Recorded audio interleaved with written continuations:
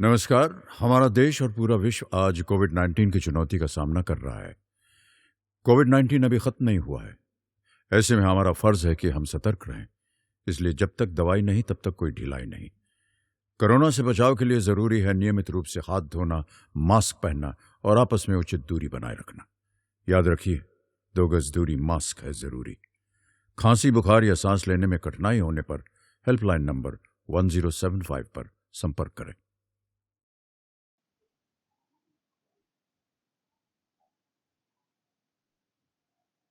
Hello everyone, नमस्ते। मेरा नाम है अमित जैन। आज मैं आप लोगों को व्यावसायिक शिक्षा के अंतर्गत चलने वाले एनएसक्यूएफ लेवल 4 या क्लास 12 के ट्रेड इंफॉर्मेशन टेक्नोलॉजी के बारे में पढ़ाऊंगा। इसके अंतर्गत आज हमारा जो चैप्टर है वो है यूनिट 1 फंक्शनल इंग्लिश का, जिसका कि आज हम पढ़ेंगे lesson 5 talking about one's company. तो चलिए शुरू करते हैं आज का हमारा पहला टॉपिक, जो कि how to talk about your company. मान लीजिए आप किसी कंपनी में काम करते हैं जिसका नाम है सेफकीप। सेफकीप भारत में सबसे बड़ी सॉफ्टवेयर कंपनियों में से एक है। सेफकीप मुख्य रूप से हाई एंड एंटीवायरस और एंटी हैकिंग सॉफ्टवेयर प्रदान करता है। सेफकीप के कई विशेष यूएसपी यूनिक सेलिंग पॉइंट होते हैं जो इसे इसी क्षेत्र की दूसरी कंपनियों से अलग और बेहतर बनाते हैं। जैसे सेफकीप के सॉफ्टवेयर प्रोडक्ट्स में चोरी, हैकिंग और वायरस आदि से भी व्यक्तिगत डेटा जैसे बैंक खाते, व्यक्तिगत जानकारी, सभी ऑनलाइन विवरण, पासवर्ड आदि को भी सुरक्षित रखा जाता है। इस पैराग्राफ के आधार पर कंपनी से संबंधित इस जानकारी को आप कुछ इस प्रकार से इंग्लिश में व्यक्त कर सकते हैं, जो कुछ इस प्रकार से होगा। अगर आपको कहना है मैं सेफकीप नाम की कंपनी में काम करता हूं, ये भारत में सॉफ्टवेयर क्षेत्र की सबसे बड़ी कंपनी में से एक है, तब आप कहेंगे I work at a company named Safekeep. It is one of the biggest company of a software sector in India. ये मूल रूप से उच्च किस्म के एंटीवायरस और एंटी हैकिंग सॉफ्टवेयर बनाने से संबंधित है। इसके लिए आप कहेंगे it basically deals with creating high and antivirus and anti hacking software. इसी तरह से जब आपको कहना हो कंपनी उत्पाद के लिए विभिन्न यूएसपी का उपयोग करती है, जैसे कि ग्राहक के व्यक्तिगत और व्यावसायिक डेटा को कुछ खतरों जैसे चोरी, हैक और वायरस से सुरक्षित रखना। इस स्थिति में आप कहेंगे company uses different USP for product such as keeping customers personal and professional data safe from some dangers like theft, hack and viruses. चलिए शुरू करते हैं इसी के साथ इसी चैप्टर का जो एक्सरसाइजेस है कि बुक का जो पहला एक्सरसाइज है वो है टॉकिंग अबाउट वंस कंपनी। इसके अंतर्गत इस अभ्यास में आप नीचे दिए गए बिंदु का उपयोग करके एक पैराग्राफ बनाएंगे, जिसकी शुरुआत आप आई भाग एक नोट कैसे करेंगे। तो आपकी बुक में यहाँ पे कुछ सेंटेंस दिए गए हैं, इन सेंटेंस को आपको एक पैराग्राफ में कन्वर्ट करना है। इन सेंटेंस के जो हिंदी मीनिंग है वो यहाँ पे मैंने लिखे हैं, जिसे मोबाइल उपकरणों का दुनिया का सबसे बड़ा निर्माता है नोकिया, इंटरनेट सेवाएं प्रदान करता है जो उपयोगकर्ता को संगीत, गेम, मीडिया, मैसेजिंग और वेब तक पहुंचने में सक्षम बनाता है। सबसे मूल्यवान वैश्विक ब्रांडों में से एक है। श्रृंखला के अनुसार नामिक मोबाइल उपकरण श्रृंखला 1000 से 9000 तक नोकिया जो है अपने डिवाइसेस को बनाता है। विशेष फंक्शन श्रृंखला में नोकिया सीरीज होती है, जैसे एंटरप्राइज सीरीज, मल्टीमीडिया सीरीज और नोकिया एनगेज सीरीज। इन वाक्यों का इस्तेमाल करते हुए आपको पैराग्राफ बनाना है। तो चलिए देखते हैं किस तरह से हम इन वाक्यों का इस्तेमाल करके किसी पैराग्राफ को बना सकते हैं। इन वाक्यों का इस्तेमाल करके जो पैराग्राफ है वो कुछ इस प्रकार से बना सकते हैं, जैसे कि यहाँ पे लिखा गया है। ये होगा कुछ इस प्रकार से। आई work eight Nokia which is one of the largest manufacturer of mobile devices. Nokia mobile devices use technologies offers internet services which enable users to access music, games, media, messaging, and maps. It is one of the most valuable global brands. Nokia mobile devices named according to series ranging from 1000 to 9000, such as a special function series, which includes Nokia series, Enterprises series, Nokia series like multimedia computer series, and Nokia Engage, which is used for mobile gaming devices. ठीक इसी प्रकार से चलिए अब देखते हैं अगली exercise को, जो कि है टॉकिंग अबाउट वंस कंपनी 2, जिसमें एक कस्टमर और एक सेल्स पर्सन के बीच में जो है कन्वर्सेशन को दिया गया है, और ये कन्वर्सेशन को पहले आपको आपके बुक में से देखकर जमाना है। जमाने के बाद ये जो कन्वर्सेशन होगा कस्टमर और सेल्स पर्सन के बीच में वो कुछ इस तरह से होगा। कस्टमर कहेगा could you tell me a little about your company, क्या आप मुझे अपनी कंपनी के बारे में कुछ बता सकते हैं। तो सेल्स पर्सन कहेगा Apple is the largest technology company in the world that designs, manufacturers and sells consumer electronics, computer software and personal computer. Apple दुनिया की सबसे बड़ी प्रौद्योगिकी कंपनी है जो उपभोक्ता इलेक्ट्रॉनिक्स, कंप्यूटर सॉफ्टवेयर और व्यक्तिगत कंप्यूटर की डिजाइन, निर्माण और बिक्री करती है।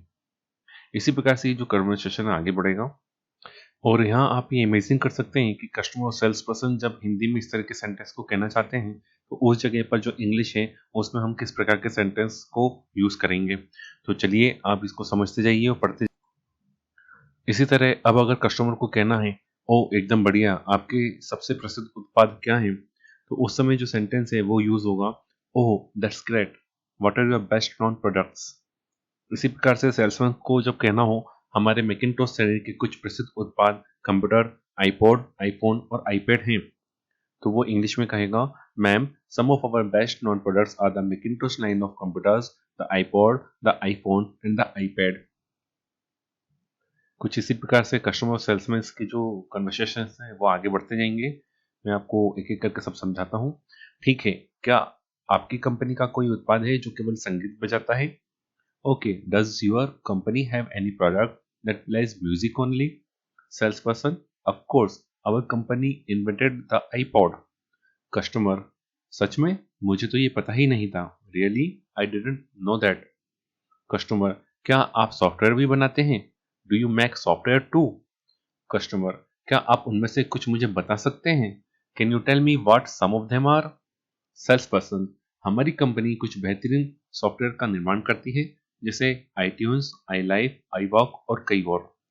Our company produces some excellent software such as iTunes, iLife, iWork and many more. इसी तरह सेल्स पर्सन, मैम क्या आप कोई सॉफ्टवेयर भी खरीदना चाहेंगे? Ma'am would you like to purchase any software too? Customer, नहीं इस वक्त नहीं, अभी मैं केवल अपने बेटे के जन्मदिन के लिए एक अच्छा लैपटॉप खरीदना चाहती हूँ, वे एनिमेशन की पढ़ाई कर रहा है। No, not at this time, right now I only want to buy a good laptop for my son's birthday, he is studying animation. Sales person, तब मुझे लगता है कि एप्पल लैपटॉप आपके बेटे के लिए एकदम सही होगा क्योंकि हमारे उत्पाद मुख्य रूप से क्रिएटिव, मीडिया और डिजाइन क्षेत्र के पेशेवरों के लिए ही है। Then I think an Apple laptop would be perfect for your son, ma'am, as our products are mainly for professionals in the creative media and design field. Customer, आपने मुझे मना लिया, ठीक है तो तय रहा, मैं एप्पल लैपटॉप खरीदूंगी। All right, you have convinced me. Apple it is. I will buy the Apple laptop. Sales person, बहुत अच्छा, क्या मैं आपकी कुछ और मदद कर सकता हूँ? Very good, is there anything else I can help you with ma'am? Customer, नहीं इतना काफी होगा। No, that will be all.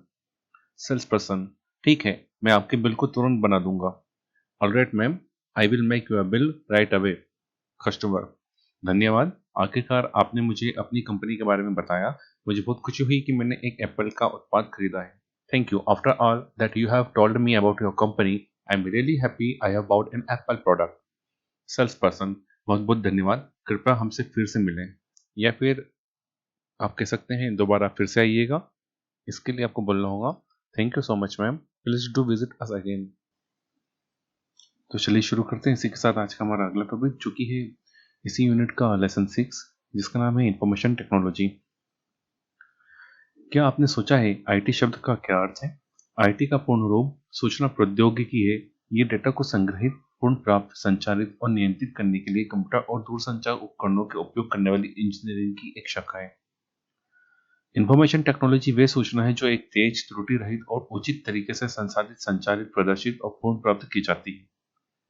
आज की दुनिया सूचना और दूरसंचार की दुनिया है। सूचना प्रौद्योगिकी जैसे telephone, fax, telex, computer, internet, email, photocopier, printer, scanner, cellular phone, pager, video phone, TV, digital camera, multimedia आदि के माध्यम से ये सब कुछ संभव हुआ है। इंफॉर्मेशन टेक्नोलॉजी को हम हमारे आसपास हर जगह देख सकते हैं। वास्तव में इंफॉर्मेशन टेक्नोलॉजी और इसके विभिन्न उपयोगों के बिना आधुनिक दुनिया अधूरी रहेगी। आईटी के उपयोग के बिना आधुनिक सुविधाओं की कल्पना करना भी लगभग असंभव है। सूचना प्रसंस्करण, यात्रा, कृषि, स्वास्थ्य, शिक्षा आदि के क्षेत्र में हर दिन नई तकनीक और आविष्कार किए जा रहे हैं। कृषि के क्षेत्र में किसान डिजिटल नमी मीटर की मदद से कटाई शुरू करने के लिए आईटी का उपयोग करते हैं, जो मिट्टी में मौजूद गीलापन को रिकॉर्ड करता है। कानों में सुनाई देने संबंधी बीमारी से पीड़ित लोगों के लिए डिजिटल टेक्नोलॉजी प्रक्रिया से ध्वनि को कम करने में मदद मिलती है, जो शोर को कम करती है, भाषण की स्पष्टता में सुधार करती है और अवांछित जोर को नियंत्रित करती है। साथ ही सुपरमार्केट जैसे क्षेत्रों में आईटी बिलों के तेजी से प्रसंस्करण के लिए मदद करता है। एक बार मैनुअल रूप से या हाथ से की जाने वाली चीजें अब कंप्यूटिंग तकनीक के आने से आसान और तेज हो गई हैं। हमारी दुनिया ने आज आईटी की मदद से बहुत कुछ बदल दिया है, जो घरों से लेकर व्यवसाय तक हमारे दैनिक जीवन के लगभग हर हिस्से में प्रवेश कर चुका है। PC, internet, cell phone, fax आदि के माध्यम से आईटी हमारे दैनिक जीवन का एक हिस्सा और पार्सल बन गया है। ये दुनिया भर में लोगों की जीवन शैली और आदतों को बदल रहा है। किसी भी सूचना का कुछ ही सेकंड में लोगों द्वारा आदान प्रदान किया जा सकता है, और वे भी बिना किसी हानि के डेटा के उचित और प्रभावी तरीके से संसाधित किया जा रहा है। उपग्रह फोन, इंटरनेट फोन, पाठ संदेश और ईमेल के चमत्कारों ने प्रत्यक्ष संचार के कई अवसर खोले हैं। इसके कारण आज पूरी दुनिया एक छोटी सी जगह में सिमट गई है। इस तरह आप कह सकते हैं कि भौगोलिक सीमाओं के टूटने से अब दुनिया को ग्लोबल विलेज बना दिया है। आईटी का उपयोग दुनिया भर में बहुत तेजी से बढ़ा है। इंटरनेट और मल्टीमीडिया अब बच्चों के लिए खेलने की वस्तु के समान बन गए हैं। हमारे आसपास ये देखने के लिए पर्याप्त सबूत है कि इंफॉर्मेशन टेक्नोलॉजी ने हमारे रोजमर्रा के जीवन में कैसे प्रवेश किया है। शॉपिंग, बैंकिंग, यात्रा, शिक्षा, मनोरंजन, सार्वजनिक क्षेत्र, निजी क्षेत्र, लगभग हर जगह आईटी अपनी विभिन्न भूमिकाओं को बहुत आसानी से भी निभा रहा है। आईटी के सबसे बड़े फायदों में से एक ये है कि इससे नए कौशल वाले लोगों के लिए नए अवसरों के पूरे एक नए क्षेत्र का निर्माण हुआ है, जैसे हार्डवेयर और software developers, computer programmer, web designer, system विश्लेषक आदि, जिसमें कई दिलचस्प नौकरियों के अवसर लोगों को मिले हैं। भारतीय आईटी संस्थान देश के विभिन्न स्थानों पर स्थापित किए जा रहे हैं। भारत सरकार आईटी के क्षेत्र में एक महान सौदा हासिल करने के लिए बहुत उत्सुक है। अब हम आशा कर सकते हैं कि भारत निकट भविष्य में एक आईटी महाशक्ति बन जाएगा। आईटी में अगली पीढ़ी के लिए कई आधुनिक और विकासशील क्षेत्र हैं। हमें आशा है कि इन नए विकासों से हमारा आने वाली पीढ़ियों को लाभ मिल सकता है, जैसे कि इससे हमें बहुत ज्यादा फायदा हुआ है। सूचना प्रौद्योगिकी के बिना आधुनिक जीवन ईंधन के बिना कार के समान हो गया है। तो चलिए इसी के साथ बढ़ते हैं अगले टॉपिक की तरफ, जो कि है एक्सरसाइज फ्रॉम द चैप्टर। इस एक्सरसाइज में दो चीजें बताई गई हैं। एक तो ये कि जो सेशन अभी हमने पढ़ा उसका इस्तेमाल करते हुए आपकी बुक में से इसको फिलअप करना है, फिल इन द ब्लैंक्स के रूप में, जिसको मैंने यहाँ पर फिलअप कर दिया है ऑरेंज टेक्स्ट से, आप यहाँ पे देख रहे होंगे। साथ ही साथ यहाँ पर दो लोगों के कन्वर्सेशन दिए गए हैं, जिसमें ये बताया गया है कि किस तरह के सवालों का जवाब आपको किस तरह से, किन वाक्यों के साथ, किन शब्दों के साथ करना चाहिए। तो चलिए शुरू करते हैं ए और बी के बीच में हुए इस कन्वर्सेशन को। A, what is the book you are reading? ये कौन सी किताब है जिसे तुम पढ़ रहे हो? B, it's on the information technology, it's called this is IT, have you read it? ये किताब सूचना प्रौद्योगिकी पर है, इसका नाम दिस इज आईटी है, क्या तुमने इसे पढ़ा है? Yes, it was very informative. Before reading the book, I never knew that IT is a branch of engineering dealing with the use of computers and telecommunication, equipment to store, recover, translate and control data. हाँ, ये बहुत ही जानकारी से भरी हुई किताब है। इस पुस्तक को पढ़ने से पहले मुझे ये कभी नहीं पता था कि आईटी जो है इंजीनियरिंग की एक शाखा है, जो कंप्यूटर और दूरसंचार उपकरणों के उपयोग के साथ डेटा को स्टोर करने, पुनर्प्राप्त करने, संचारित करने, नियंत्रित करने का काम करती है। Exactly. IT is so interesting to find out that information technology is just information that is processed, communicated, displayed and recovered in a fast, error-free and proper way. बिल्कुल, ये जानना बहुत दिलचस्प है कि सूचना प्रौद्योगिकी केवल एक तेज, त्रुटि रहित और उचित तरीके से प्रदर्शित पुनर्प्राप्त की गई सूचना तकनीकी है। Today we can find IT everywhere around us. In fact, the modern world will be incomplete without information technology and its various uses. इन दिनों आईटी को हम अपने चारों तरफ देखते हैं, और वास्तव में सूचना प्रौद्योगिकी और इसके विभिन्न उपयोगों के बिना आधुनिक दुनिया जो है वो अधूरी ही है। It's almost impossible to even imagine the modern facilities without the use of IT. IT के उपयोग के बिना आधुनिक सुविधाओं की कल्पना करना भी बड़ा ही असंभव लगता है। I agree. Every day, new technologies and innovations are being made in the area of information processing and traveling, agriculture, health, education, etc. मैं सहमत हूँ।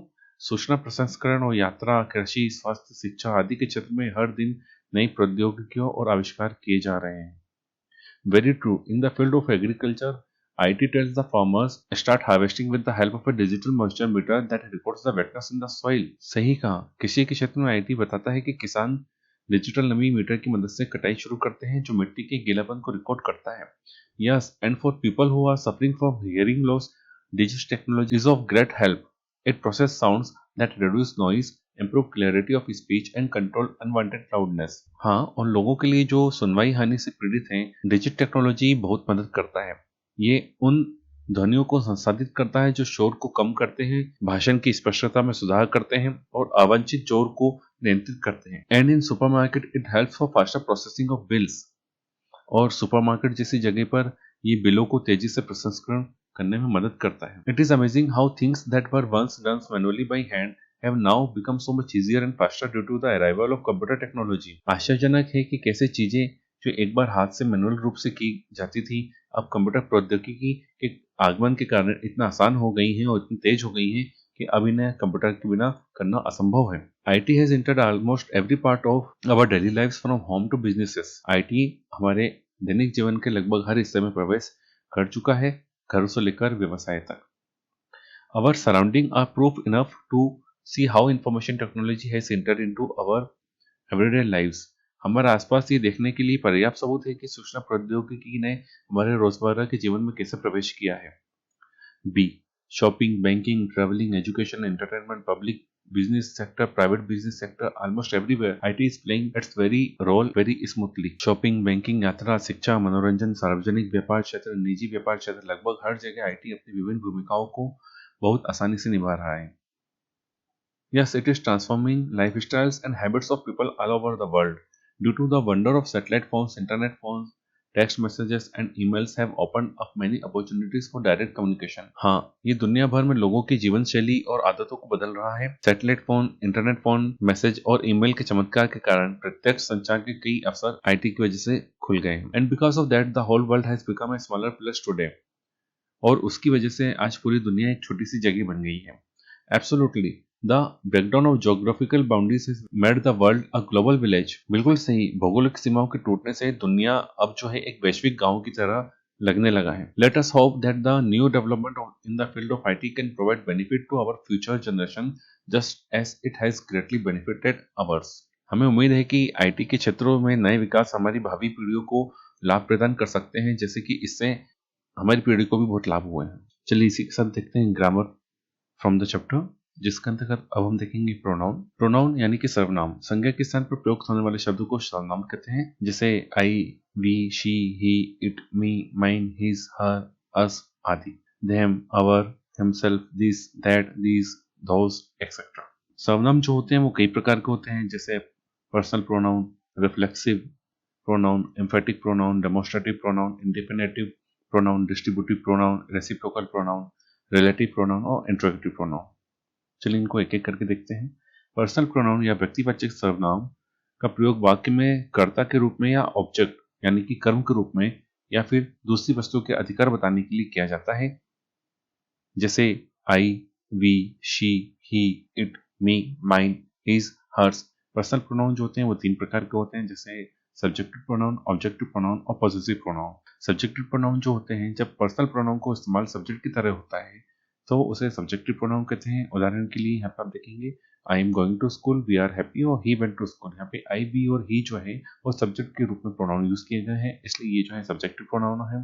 इसी तरह से शी, इट, दे आदि का प्रयोग भी सब्जेक्ट के रूप में किया जा सकता है और इन्हें भी आप सब्जेक्टिव प्रोनाउंस कह सकते हैं। ठीक इसी प्रकार से ऑब्जेक्टिव प्रोनाउन, जब पर्सनल प्रोनाउन का इस्तेमाल ऑब्जेक्ट की तरह होता है किसी वाक्य के अंतर्गत तो उसे ऑब्जेक्टिव प्रोनाउन कहते हैं। इसका उदाहरण है Ram was me, Gita calls us, she loves you.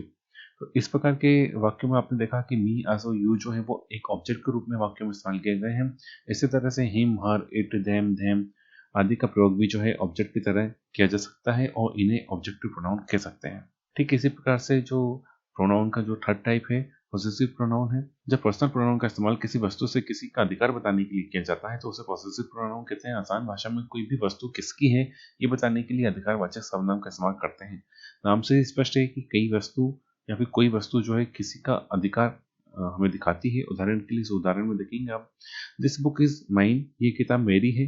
This pen is his, ये कलम उसकी है। दिस इज अवर्स, ये हमारा है। यहाँ पर माइन, हर्स और अवर्स जो है वो वस्तु जैसे किताब, कलम और ये के अधिकार के बारे में बताते हैं। ये किताब मेरा है। इस वाक्य को पढ़ने से अच्छी तरह से ये पता चल रहा है कि जो वस्तु है किताब वो मेरी है, उस किताब पर मेरा अधिकार है। इस तरह से हीज, योर्स, देयर्स का इस्तेमाल अधिकार बताने के लिए किया जाता है और ये सब पॉसेसिव प्रोनाउन के अंतर्गत आते हैं। चलिए अब देखते हैं रिफ्लेक्सिव प्रोनाउन को। जब सब्जेक्ट द्वारा किया गया काम को असर जो है उसी वाक्य के सब्जेक्ट पर पड़ता है तो उसे रिफ्लेक्सिव प्रोनाउन कहते हैं। इसको उदाहरण है राम हर्ट हिमसेल्फ, राम ने खुद को चोट पहुंचाई। ही किल्ड हिमसेल्फ, उसने खुद को मार डाला। इस प्रकार के वाक्य में आप देखेंगे हिमसेल्फ जो है यहाँ पर सब्जेक्ट के किए गए कार्य को बता रहा है और यहाँ पर जो है उसका सब्जेक्ट पर असर पड़ रहा है। तो इस प्रकार के जो शब्द हैं उन्हें हम रिफ्लेक्सिव प्रोनाउन कहते हैं। इसी प्रकार से एम्फेटिक प्रोनाउन, जब प्रोनाउन का इस्तेमाल वाक्य में किसी नाउन या प्रोनाउन पर जोर देने के लिए या बल देने के लिए किया जाता है तब उन्हें एम्फेटिक प्रोनाउन कहते हैं। इसका उदाहरण है Ram killed the tiger, Ram ने बाघ को खुद मारा।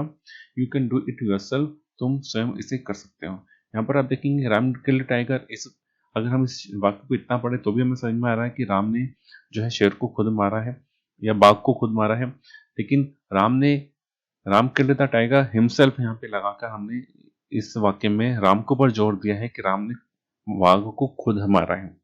इसलिए इस प्रकार के जो शब्द होते हैं उन्हें एम्फेटिक प्रोनाउन कहते हैं, जैसे हिमसेल्फ या योरसेल्फ आदि। ठीक इसी प्रकार डेमोस्ट्रेटिव प्रोनाउन यानी कि संकेतवाचक सर्वनाम, जिस प्रोनाउन का उपयोग व्यक्तियों या वस्तुओं को सूचित करने के लिए किया जाता है उसे डेमोस्ट्रेटिव प्रोनाउन कहते हैं। इसके उदाहरण है दिस, दैट, दीज और दोज।